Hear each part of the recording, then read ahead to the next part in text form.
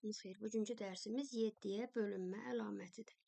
Bizə çox rəqəmli ədəd verildikdə, həmin ədədin 7-yə bölünməsini yoxlamaqdan ötürü axırıncı rəqəmi saxlayıram. Yəni əvvəlkiləri yazıram. A, B, C çıx. Axırıncı rəqəmin 2 misli 2-dir.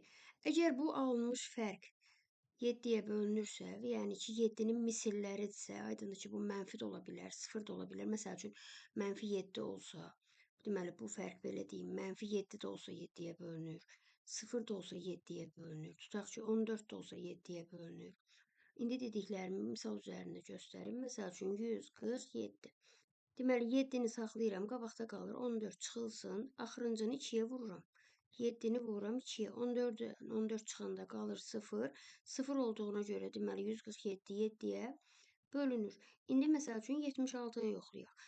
7-dən 6-nın 2 mislini çıxıram. 7 çıxılsın 12 bərabərdir mənfi 5. Mənfi 5 elədiyinə görə 76 deməli 7-yə bölünmür. Çünki mənfi 5 7-nin heç bir misli deyil. İndi 3 rəqəmlə də baxaq. Məsəl üçün 193. Burada deməli 19-dan 3-ün 2 qatını çıxıram. 19 çıxılsın 6 bərabərdir 13 eləyir. 13 də 7-yə bölünmür. Bu da bölünmədi. İndi bir dənə biraz böyük ədəd götürüm. Məsəl üçün 2191. Bunun üçün 219-dan 1-in 2 qatını çıxıram. Bu da eləyir 217. Aydındır ki, 217 baxanda da görürük ki, daha doğrusu 7-yə bölünür. Amma görmürüksə, təzədən yenə ilk 2 dənədən 21-dən axırıncının 2 mislini çıxa bilərəm.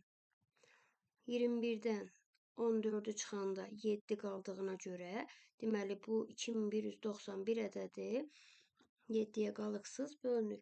Bir dənə də başqa bir ədəd götürək. Məsələn, 1932.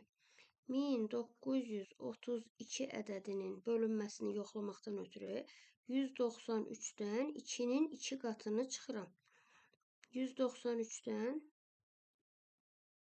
2-ni 2-yə vuranda eləyir 4. Çıxsam qalır 189. İndi 189-u da yenə həmən qaydanı tətbiq eləsəm, 18-dən 9-un 2 qatını çıxsam, 18 çıxılsın 18 bərabərdir 0 eləyir. Deməli, 1932 ədədi 7-yə qalıqsız bölünür. Hələlik bu qədər. Sağ olun.